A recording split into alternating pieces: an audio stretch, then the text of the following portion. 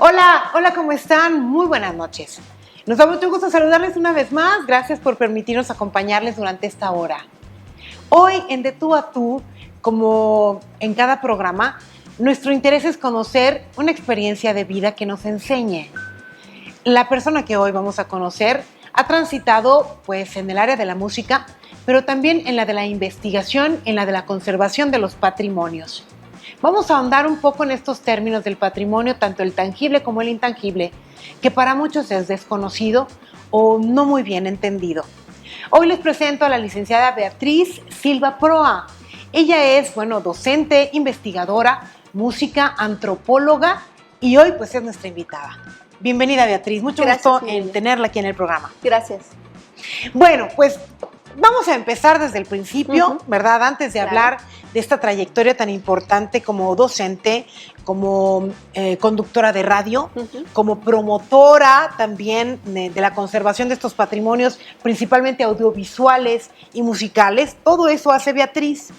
Pero antes de saber de esta parte, tenemos que saber con quién hablamos. ¿Quién es Beatriz en sus propias palabras? Bueno, soy una mujer que nació aquí en San Luis Potosí. Me formé en una escuela pública aquí en la misma colonia, aquí en la Primo Feliciano Velázquez. Estudié en la ESCA, en la preparatoria número 3. Después hice una primer carrera universitaria en odontología, concluida, pero no ejercida por cuestiones, pues tú sabes, de vocación. ¿Qué pasó? ¿No era lo que quería? No era lo que quería. ¿Y por qué le estudió? Pues, bueno, las obligaciones familiares, digámoslo así. No, digámoslo como es. Esto es muy importante porque hay un mensaje ahí para los papás. Exacto. Porque todavía, que no hace mucho, exigían que estudiara a sus hijos. Claro. Sigue esta idea y le pasó lo mismo a usted. Sí. O sea, los papás dijeron, queremos que Beatriz seas dentista. Sí. Y ella, obediente, hizo la carrera de dentista. ¿Pero qué pasaba en ese tiempo? En todo ese tiempo, bueno, desde muy chiquita, siempre tuve la inquietud por los medios de comunicación, la incipiente televisión de aquel entonces, de los 70s. Recuerdo que jugábamos mi hermana y yo, con mi primo, que es mayor. Montábamos nuestro estudio de televisión según nosotros, jugábamos a que éramos conductores, artistas y demás, pero también nos gustaba mucho inventar historias, grabarlas en una radiograbadora que nos regaló un tío y le poníamos los efectos sonoros y todo eso. Entonces como que vas descubriendo lo que te inquieta, ¿no? Lo que te mueve realmente la vida. Por otro lado, siempre me gustó investigar, meter la nariz en donde, por así, donde no me hablaban. Y me dio por escribir historias, pero eran historias que yo me imaginaba, inventaba, pero buscaba datos fidedignos para poder construir esa historia. Así es como descubro que tengo esa vocación hacia la investigación. En el tiempo que estudio la carrera de odontología, al mismo tiempo empiezo a estudiar violín con la maestra Marta Villalpando. Ella recién llegada de la Ciudad de México, se había ya jubilado del Instituto Nacional de Bellas Artes, conforma con estos alumnos un grupito de cámara. Un ensamble. Éramos nada más 6, 7 alumnos, pero lo completaba con algunos elementos que venían de la orquesta de cámara. Pero bueno, Beatriz, perdona aquí que la interrumpa. Beatriz era esa niña, adolescente, joven, que obedecía a sus padres, estudia odontología.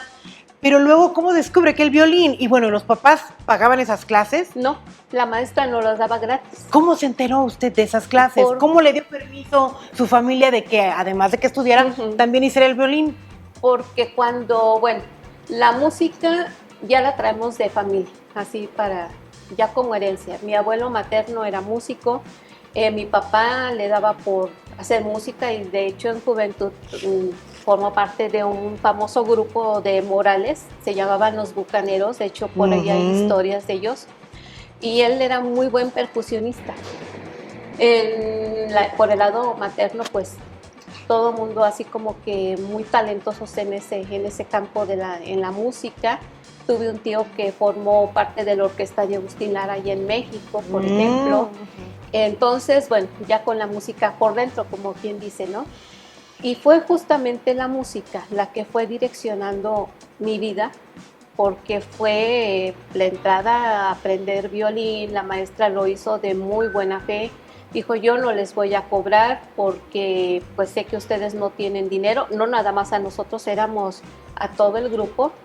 En ese tiempo se estaban abriendo las escuelas de arte, pero hubo por ahí algunas circunstancias que, bueno, no se concretó en el momento.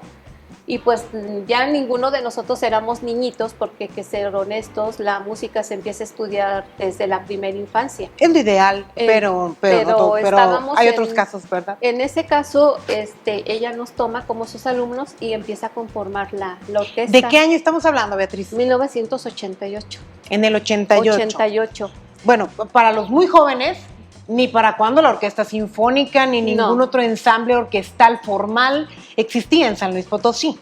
Estos fueron la maestra... Pues, de hecho, existía la Orquesta de Cámara de la Universidad, pero sí, eran los únicos. Uh-huh. Y nosotros que llegamos como los jóvenes, los nuevos, me acuerdo que cuando caminábamos por la calle íbamos con el violín aquí colgado y todo el mundo se nos quedaba viendo como animalito raro.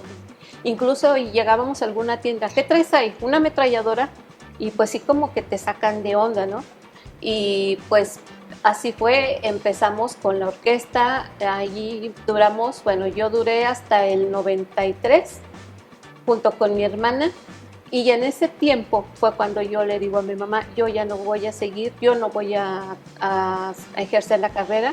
Obviamente eso me costó el enojo familiar, específicamente de ella, pero después ya lo entendió.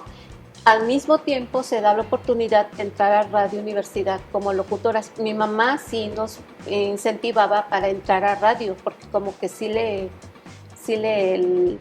agradaba, le gustaba la idea. Entonces sí nos incentivaba y pues fuimos a hablar con el señor Manuel Carrillo, que en ese tiempo era el director, ya estamos hablando de los 90, y pues el señor Carrillo nos había dado clase de historia de la música. Y dijo, bienvenidas, lo único que tienen que hacer es aprender a manejar todos los aparatos. Una semana nos dio para aprender y a la semana ya teníamos turno en Radio Universidad. Y bueno, me regreso un poquito. El violín que usted cargaba, que la hacía ver como alguien muy especial o diferente, ¿quién se lo compró? ¿De dónde salió ese violín? Ese violín tiene una historia muy simpática porque yo no tenía violín. Del grupo yo era la única que no tenía violín y la maestra me prestaba el suyo. Entonces ella un día íbamos a clase a su casa. Siempre andaba viendo el periódico, lo revisaba antes de entrar a clase y se encontró en los avisos de ocasión que alguien vendía un violín ahí por la calle de Independencia. Y me dijo, nos vamos ahorita, Betita, a ver el violín. En lugar de la clase nos fuimos a ver el violín, pues, oh sorpresa, el violín estaba todo en triste, malas condiciones. Malo, y en una capa así de gruesa de brea, todo sucio. El señor lo vendía en 300 pesos. Entonces le dice, ándele, guárdemelo, no sea malito, se lo vamos a comprar. No, es que ya me lo apartaron, ahorita le traemos el dinero. Y luego dice, lo daba en 350. Dice, bueno, si lo traen ahorita, 300 pesos. Y la maestra me dice, arráncate a tu casa a conseguirlos. Entonces dije, ¿a quién le pido? Mi abuelita. Y mi abuelita me prestó los 300 pesos. Entonces ya me regresé corriendo con el dinero, lo compramos, nos fuimos a su casa y nos la pasamos toda la tarde arreglándolo, limpiándolo. Y el violín pues resultó ser casi una joya. Había sido de un mariachi, ya no lo quiso porque pues ya se veía muy feo, pero si lo vieran, tiene una cabecita de león. Hace poco lo mandé a restaurar porque ya estaba despegado. Sí, ahí está mi violín recién restauradito y pues ya con la sonoridad mucho más bonita. Entonces, así sale ese violín. Fíjense que estas historias que parecen simples, pues son cosas de la vida, sí, pero muy valiosas. Siempre existe por ahí a una persona, un maestro, una maestra, una trabajadora social, qué sé yo, alguna persona que le interesa como apoyar a alguien más, apoyar un movimiento.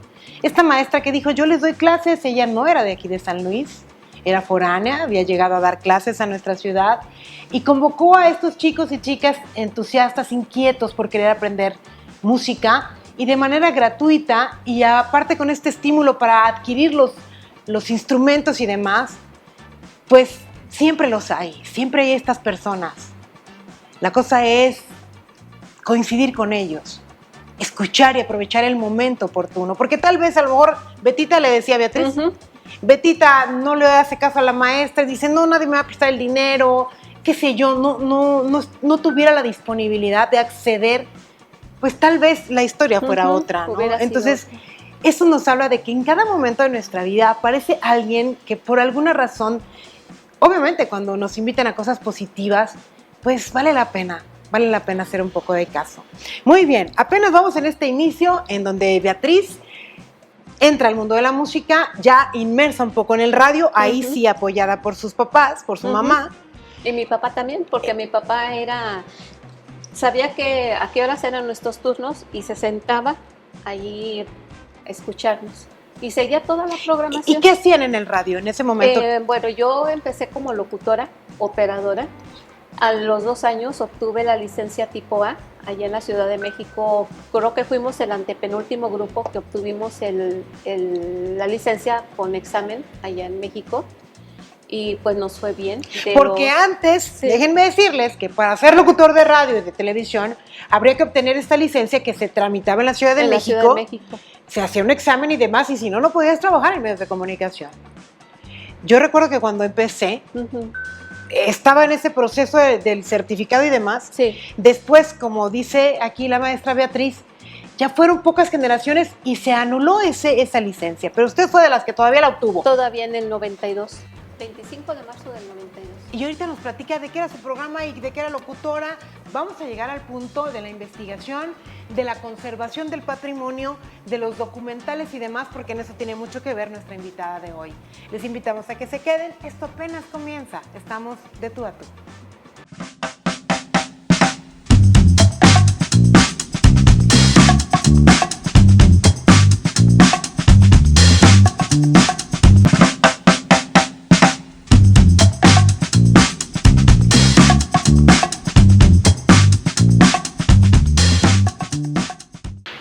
Estamos de regreso, amigas y amigos, aquí en De Tú a Tú, conociendo la historia de la maestra Beatriz Silva, Proa, que la conocen más como Proa, ¿verdad? Me dice de hecho, el apellido es Proa, originalmente es Pro, directamente vinculado con el ahora ya beato Miguel Agustín Pro. ¿Y entonces por qué Proa? ¿En qué momento cambió? En el momento de la persecución hacia el padre Pro. Hay por ahí la historia que me contaron es por parte de mi mamá. Cuando se da la persecución religiosa, el apellido era Pro, pero dentro de esa familia muy extensa, porque venimos de un soldado que se queda aquí después de la intervención francesa, aquí procrea hijos, sobre todo por el norte, los estados del norte, y todos resultamos parientes de alguna manera, ¿no? Como consecuencia de la persecución religiosa y que el padre Miguel Agustín Pro era perseguido sabemos que se le culpaba por el asesinato de Álvaro Obregón. Las familias que eran de religión protestante conservan el apellido Pro y casi todos viven más hacia el norte. Estamos hablando del estado de Nuevo León, de Sonora, de Chihuahua, Zacatecas. Y los demás del centro, que eran los más involucrados en las cuestiones religiosas, cambiaron el apellido. Le agregan la A para no perderlo, pero sí modificarlo de algún modo para deslindarse un poquito de eso, ¿no? De esa historia. Entonces, por ahí viene también. Esto de Proa. Pero bueno, a usted como maestra, me dice que la conocen la mayoría de sus alumnos, porque es maestra de la Escuela de Ciencias de la Comunicación. Sí, estuve dando las clases de estadística y de investigación en ciencias sociales, en este caso para comunicación. Muy bien. Bueno, pues retomando lo que platicábamos, ya estaba en radio. Sí. Era locutora, tenía su licencia, la tramitó en la Ciudad de México. ¿De qué eran sus programas? Bueno, primero yo era locutora en el horario de 7 a 11 de la mañana. Y poco a poco fuimos haciendo producciones con la llegada del FM, porque nos toca ver justamente el nacimiento de la frecuencia modulada de Radio Universidad. Ahí pasan varias circunstancias, pero se va todo ya hacia el lado positivo y nos dan la oportunidad de empezar a hacer producción. Mi hermana, Rosalía se llama, es una mujer muy creativa también y le dio por escribir biografías de músicos y hicimos una serie de programas, creo que fueron 10, que se llamaba Perdidos en el Tiempo, en donde se hacía un viaje a través del tiempo, dos personajes, Rosalía y Roman Illich, que a lo mejor suena por ahí el nombre también, con Efraín Ochoa, y Efraín era el inventor de la máquina del tiempo. Entonces se aventaban un viaje y ahí se recorría desde Pachelbel, de acuerdo al aniversario, al músico que cumplía algún aniversario importante en el 93. Hicimos 10 programas en total. Entonces de ahí empieza a surgir pues la fama de que las proas son chidas, son buena onda. Yo era muy seria, mi hermana era más ruidosa, más escandalosa, pero la misma inquietud musical nos lleva a conformar un quinteto vocal para Radio Universidad. Lo presentamos justamente un año después de haber entrado a radio, en un aniversario. Entonces, pues eso nos hizo crecer más, nos hizo tener más reconocimiento. ¿Cómo se llamó ese quinteto?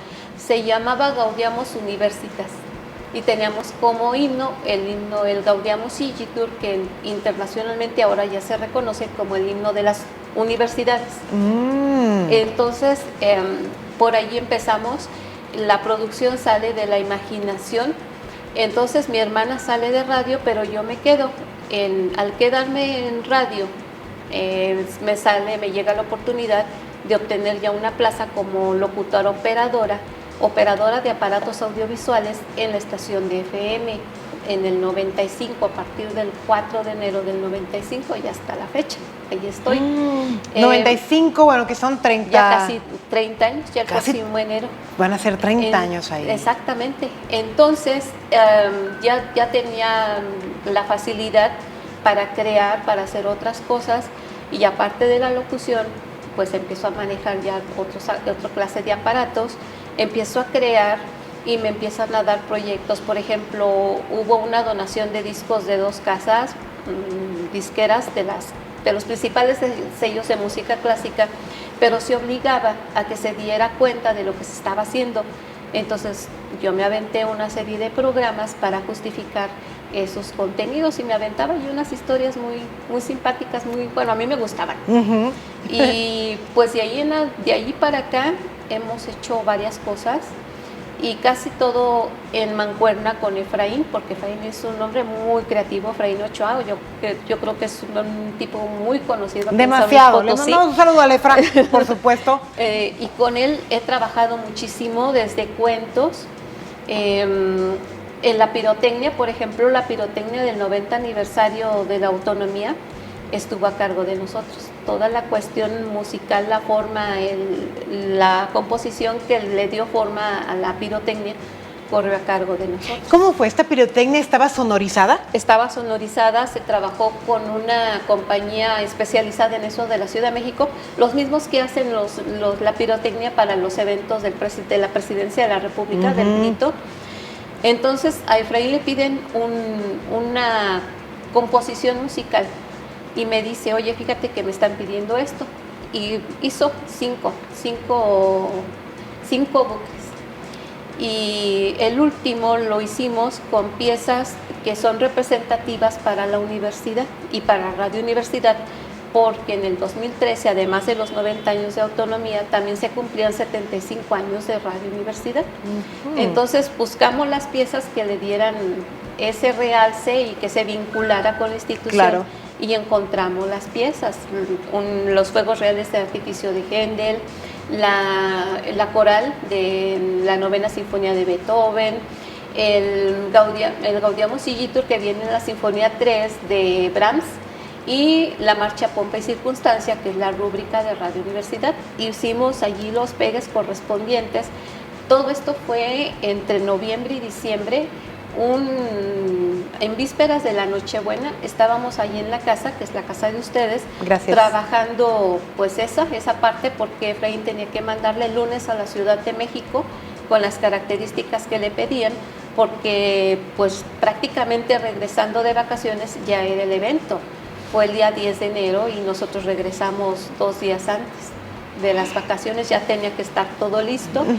El evento fue Bueno, no, la verdad, cuando lo platico me emociono mucho.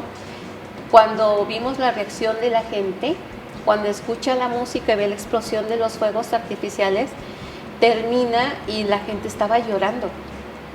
Entonces nos dimos cuenta cómo se podía motivar a las personas a escuchar piezas de música clásica y hacerlo muy visual y atraparlos. Entonces recuerdo que cuando concluimos fue algo muy breve esa parte, fueron en total 5 minutos entre la composición, rápidamente se las describo.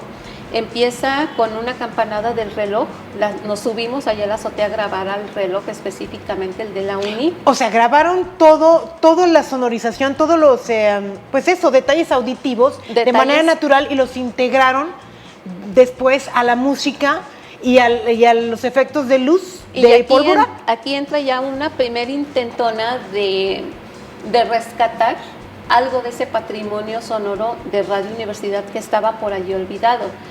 De un discurso, de un programa realizado en los 80s por Radio Universidad, obviamente, pero el programa lo hacía, mejor dicho, el licenciado Ernesto Báez, hablaba de la autonomía, un programa de media hora, lo reduje, porque allí fue cuestión de escucha y rescatar las frases más impactantes, y en menos de 30 segundos hacer la composición con la voz de don Ernesto Báez. ¿Qué decía el maestro Ernesto Báez? Definía la autonomía, que la autonomía era la identidad y que era la parte sustancial de la universidad, que se autorregía y daba la libertad para formar a profesionistas, ¿no? Claro, la historia es patrimonio.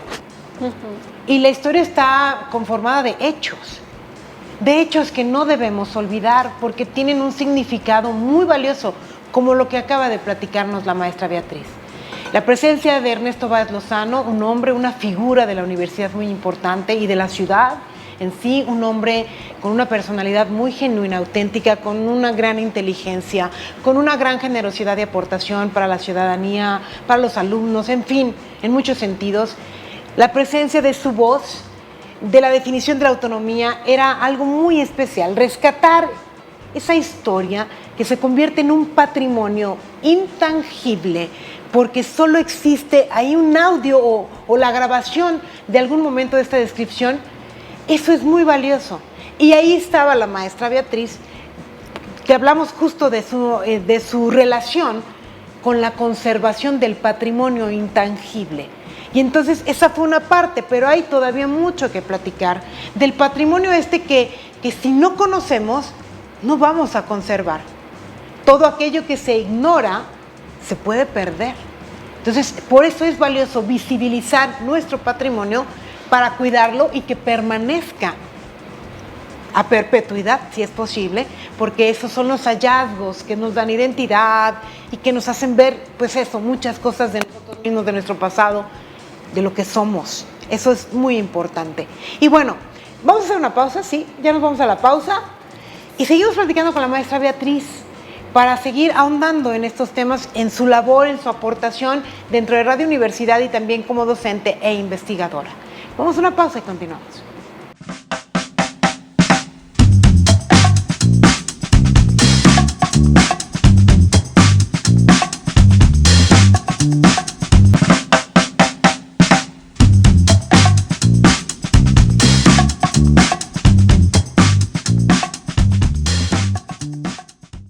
Estamos de regreso aquí en De Tú a Tú y bueno, pues agradecidos con Casa Muebles. Casa Muebles, que es nuestro patrocinador oficial de muebles. Ellos tienen muchas cosas muy lindas, nos hacen aquí nuestro espacio muy bello, muy cómodo, no solo sino los diferentes que hay aquí en Canal 7. Y pues queremos compartirles que ahí pueden encontrar muy bonitas cosas. Casa Muebles tiene 4 direcciones. En Carretera Río Verde está la sucursal Rivas, a la altura del Tecnológico de San Luis. También en Carretera Río Verde está la sucursal Quintas, a la altura de Avenida Cactus, la sucursal Periférico en Antonio Rocha Cordero, frente al Hospital del Niño y la Mujer, y la sucursal Vasco, en Vasco de Quiroga, en la colonia Industrial Aviación.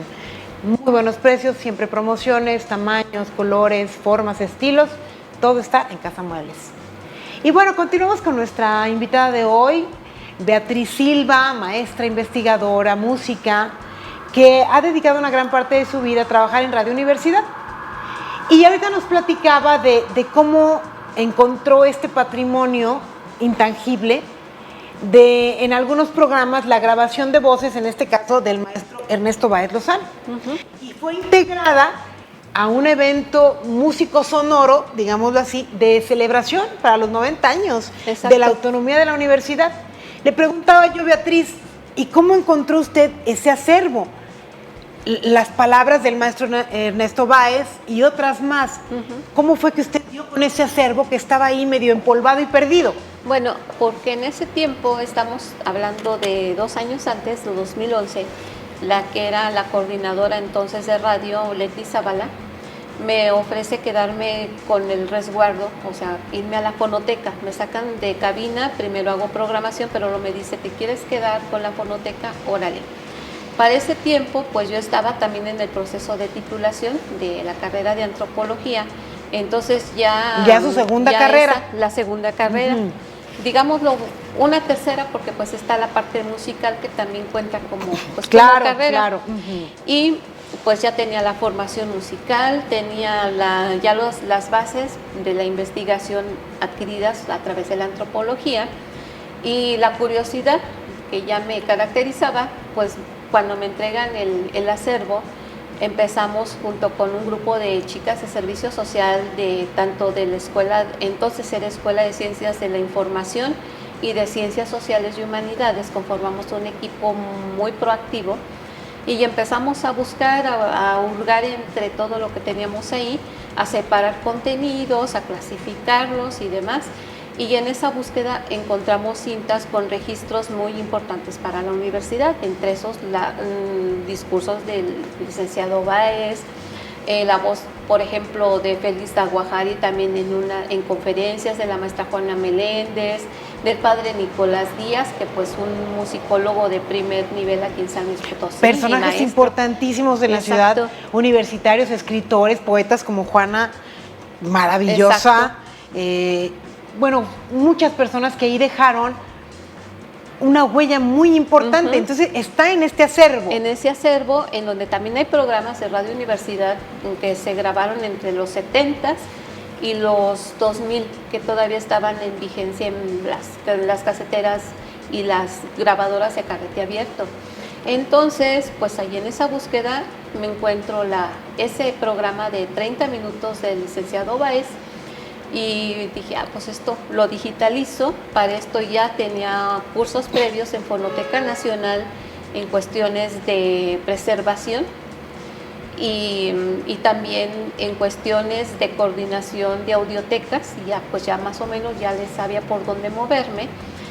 Y pues esa fue la oportunidad para empezar a hacer visible esos pequeños fragmentitos que pues ya en conjunto forman parte de la historia de la universidad, no nada más de radio, sino de la universidad y de la misma ciudad, porque encontramos grabaciones que realizó Efraín de la inauguración del primer festival de Primavera Potosina en los 80s, del tercero, del cuarto y del último, o sea, lo que sobrevivía, de la inauguración del Teatro de la Ciudad y eventos así muy importantes para toda la ciudad, ¿no? Y pues empezamos a trabajar ideas, hicimos montajes sonoros para las ferias del libro, en donde empezamos a dar a conocer algo de esos contenidos desde el 2013 hasta el 2017. Afortunadamente siempre contamos con el apoyo tanto de la coordinación de radio, de la que eran la jefa de la división de difusión cultural de Cintia Valle, el apoyo de Yanina Herrera, que era la de diseño, y tuvimos el apoyo de ellas y realizamos varios montajes para las ferias del libro. Yo de manera personal, fuera de la universidad, he hecho varias cosas. Por ejemplo, he dado pláticas en la UVM. Me invitó Norma Ramos para que les diera yo un pequeño curso de sensibilización y producción radiofónica, pláticas de preservación del patrimonio sonoro, porque mi línea es más hacia lo sonoro, en la Facultad de Contaduría y Administración, en Ciencias de la Comunicación, allí di 2, en la Universidad Cuauhtémoc, así, en algunos espacios. Y en todos lados hemos tratado de sembrar esa inquietud por conservar ese patrimonio cultural inmaterial y material, porque tienen un doble valor. El valor patrimonial material que radica en el soporte mismo, porque hablamos de discos desde los de 78 revoluciones, el vinil que llegó por los 50, los carretes abiertos que vienen desde los 40, los audiocasetes y después ya los formatos digitales. Pero todo esto forma parte, tienen un valor material por la época que fueron, el costo que tuvo la producción de esto, pero el inmaterial, que es el contenido, esa parte hay que preservarla siempre de alguna manera. Incluso todo esto que se está realizando ya con las nuevas tecnologías digitales, también es necesario ya pensar en cómo se van a conservar, porque estamos en una vorágine de cambio tecnológico que se desarrolló a partir de la Segunda Guerra Mundial. Hasta la fecha no ha parado. Ahorita, por ejemplo, un dispositivo para reproducir audio nuevecito, que digas, bueno, mi teléfono me sirve para escuchar música, ya dentro de 1 año, 2 años, ya va a ser obsoleto, porque es el cambio tecnológico. Entonces entramos en esa parte. Tenemos que pensar en cómo guardar todo eso. A usted que nos ve en su casa y que dice, bueno, el patrimonio sonoro, pues la obligación será de los medios de comunicación, de la radio, pues tener esos archivos y capacitar a su personal o que existan profesionales para archivar todos esos contenidos y ese acervo tan importante. Pero mire, pasa en nuestras casas. Queremos conservar el video, la grabación de nuestros hijos, de nuestros abuelos, de nuestros familiares.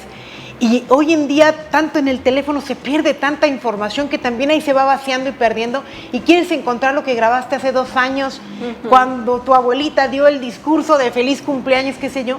Y esos son los contenidos sonoros que hasta en el nivel familiar, pues es importante conservar. Imagínense ustedes todo lo que hay a nivel público, en este caso a nivel universitario, que también se convirtió en público, el rescate de todo ese patrimonio al que ha estado cargo Beatriz, nuestra invitada. Ahorita ya no, pero bueno, en el tiempo que estuve se hizo lo posible. Desgraciadamente, para poder llevar a cabo estos procesos se requiere de un soporte económico muy fuerte. Y bueno, pues ahorita pienso que están en eso, pero bueno, sí, siendo honestos, sí se requiere de mucho apoyo económico, muchas horas de trabajo, hombre, porque son muchos procesos los que hay que realizar. No nada más es tener el disco o la cinta, lo que sea, digitalizar y ya la pasé ya a una computadora. No, hay que saber primero qué tratamiento requiere, si está en condiciones de ser digitalizado, si necesita un tratamiento, estabilizarlo a la temperatura ambiente, porque hay que recordar que son productos hechos con químicos, y como químicos el tiempo, la humedad, el viento, la temperatura va degradando. Entonces hay que tener el ojo clínico y el conocimiento para poder detectar una cinta con algún daño que puede ser irreversible, como es el caso de la hidrólisis, las cintas secas, los discos ya ondulados, las cintas estiradas ya muy alargadas, que nos llegó a pasar cuando los que utilizamos las caseteras se nos atoraba en los cabezales, jálalo y ya tronaba o se te convertía en un hilo súper delgadito. Eso, bueno, pues ya no tiene un remedio como tal, pero hasta donde sé hay instituciones, por ejemplo Fonoteca Nacional, la misma Filmoteca para el caso de los audiovisuales, películas. Ellos se encargan de hacer la restauración y luego ya hacen la digitalización de los productos, los resguardan en un sistema de almacenamiento digital, porque pues ahorita estamos en el mundo digital, pero se tiene que pensar en cambiarlos a un nuevo sistema en unos 5, máximo 10 años, porque estamos hablando de esa parte tecnológica, del cambio tecnológico.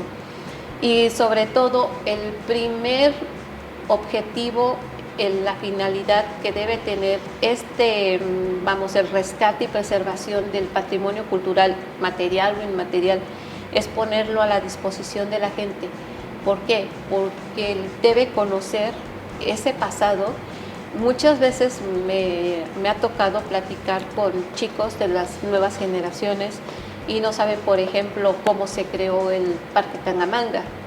Piensan que el Parque Tangamanga está ahí por años y años y que es algo que ahí está por naturaleza, pero no saben que era un campo árido, no saben que hubo un gobernador, el licenciado Jongitud, que dijo vamos a construir aquí un parque.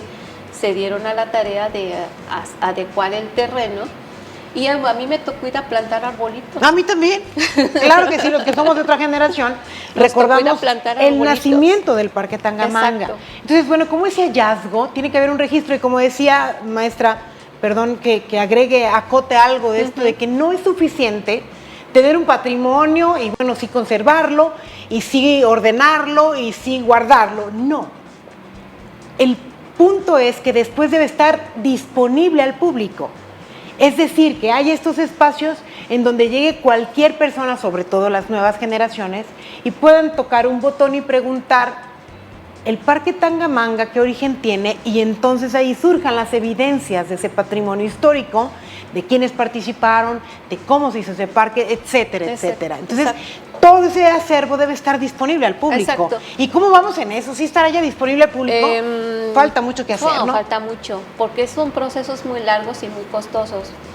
En el caso, bueno, voy a mencionar un caso en el que he estado trabajando de manera particular con el Colegio de San Luis. Ellos están, la doctora Adriana Corral tiene el proyecto de resguardar todo el patrimonio audiovisual del Canal 9. Cuando fuimos a ver la bóveda del Canal 9 nos encontramos cosas que te hacen regresar a ese momento. Por ejemplo, lo del Parque Tangamanga, porque ahí está registrada la visita del presidente, del entonces presidente, ay, se me fue el nombre. ¿Que sería Miguel de la Madrid? No, el anterior, López Portillo. López Portillo. López Portillo, el gobernador Jongitud, y toda la, desde chiquitos de kinder hasta preparatorias, sembrando arbolitos ahí, ¿no? Entonces, ves ahí el videocasete en VHS y dices, híjole, yo estuve ahí. Claro, la voy a interrumpir un poquito, Claro maestra sí. Beatriz, tenemos que hacer una pausa y regresamos para conocer todo este trabajo importante que nos falta de saber qué ha hecho Beatriz y también el mensaje, ¿no? Saber, pues, qué tanto nosotros como ciudadanos, como personas ordinarias, estamos conectados con el patrimonio, qué tanta importancia le damos, nos queremos acercar a él, qué tanto nos atrae la historia. Hay una parte comercial, sí, que ha hecho muy atractivo a las personas, pero hay otra parte en la que no, también hay un tanto, una brecha, digamos, muy amplia todavía que tenemos que acortar. Hacemos una pausa y regresamos a De Tú a Tú. Siga con nosotros.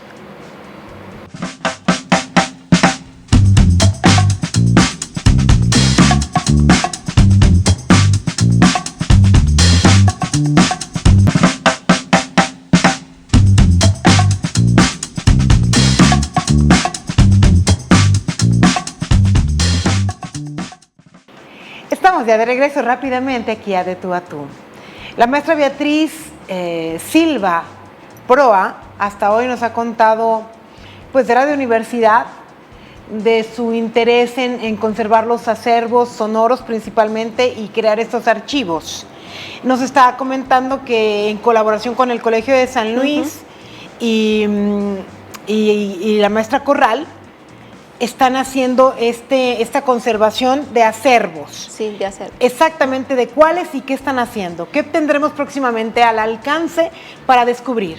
Bueno, la doctora Adriana Corral hizo el proyecto y lo mete a CONACYT, en donde pues el objetivo es justamente rescatar y digitalizar los contenidos del Canal 9. El Canal 9 que, bueno, era el que registraba todos los eventos de gobierno. Para esto, bueno, pues me invitan a que participe con ellos en que les dé la instrucción correspondiente. Y pues hicimos un curso de una semana completita con los chicos que iban a participar. Para esto es también un acuerdo con la Facultad de Ciencias de la Comunicación. Ellos se están dedicando y ya empezaron a hacer la digitalización de contenidos pero teníamos que conocer los procesos, desde el momento en que los vamos a sacar de allá de la bóveda, o los que se encuentran en el archivo Antonio Rocha, porque ahí está otra parte, y pues ver qué formato tenemos. Es el Super VH, creo que es el que tienen, y con qué contamos para poder digitalizar, porque hay que tomar en consideración que es tiempo real.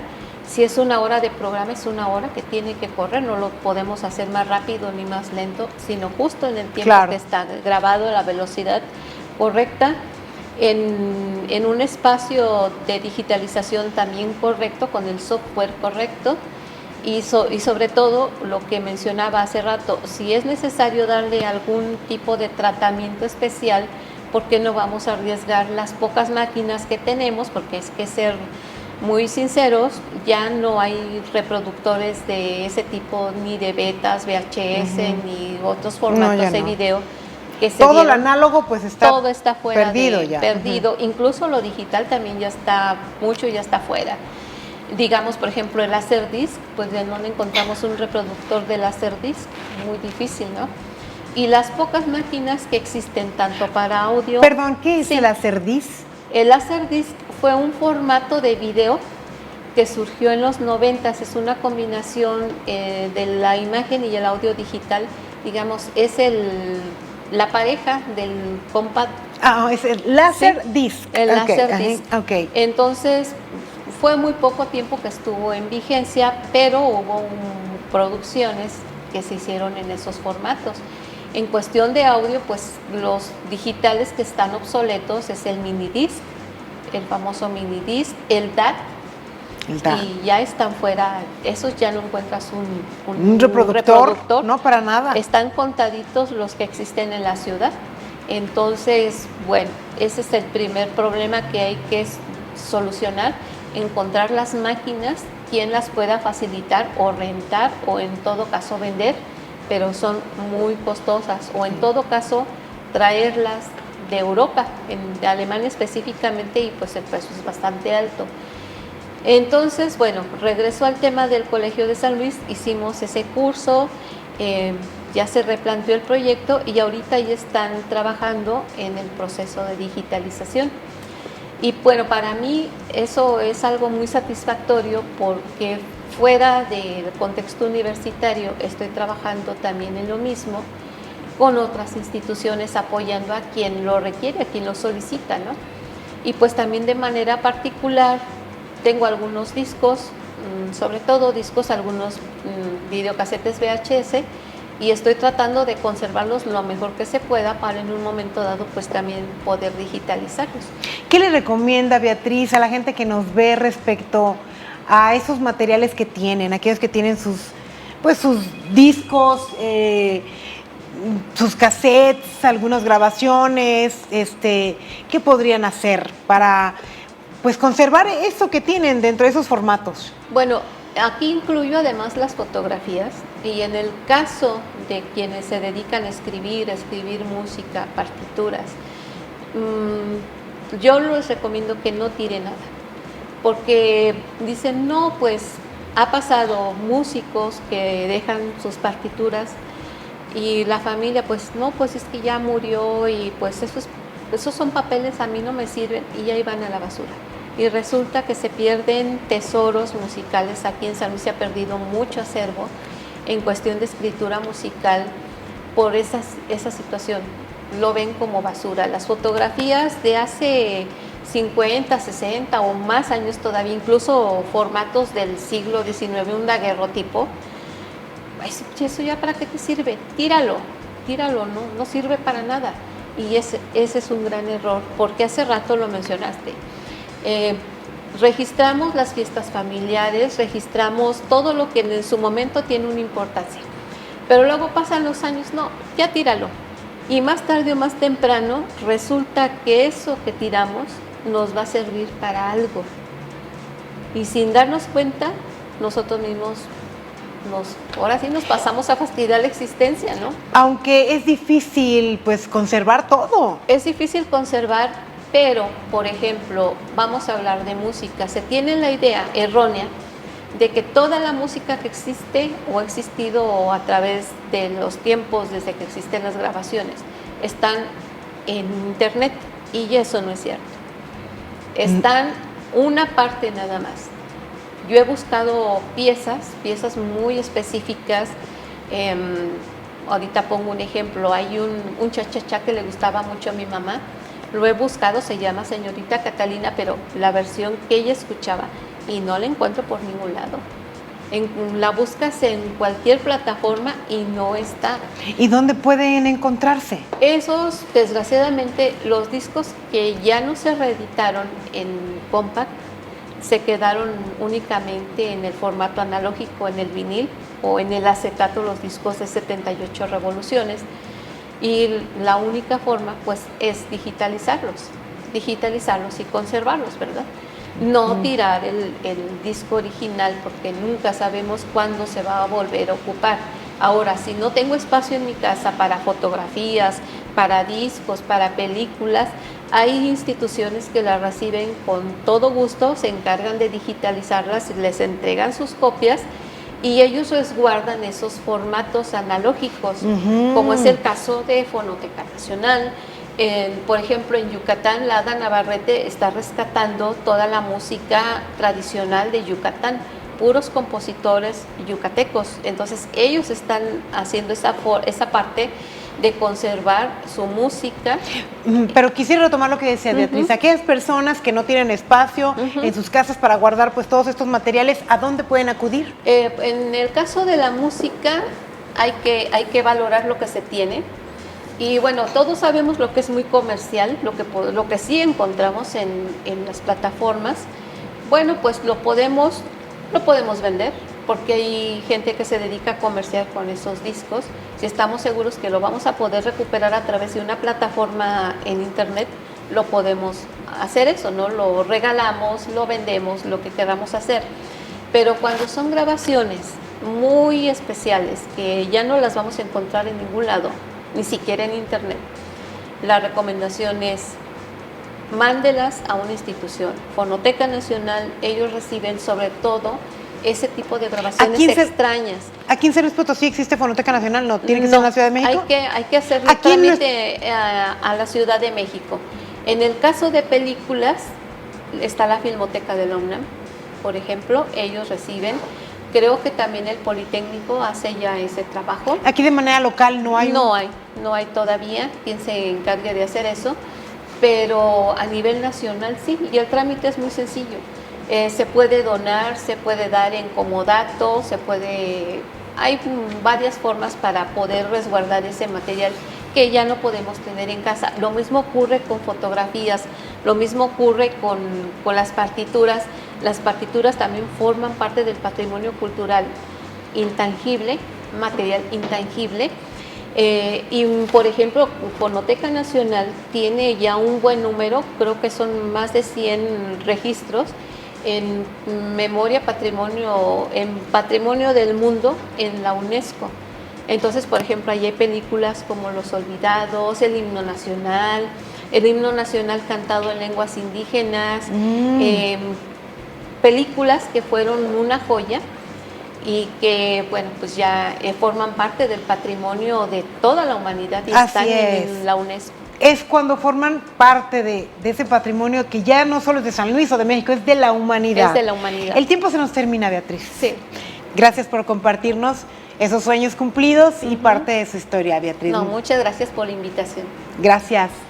Bueno, pues ahí está, una más aquí en De Tú a Tú, que se abre para darnos algo que nos deje reflexionando y siendo mejores personas.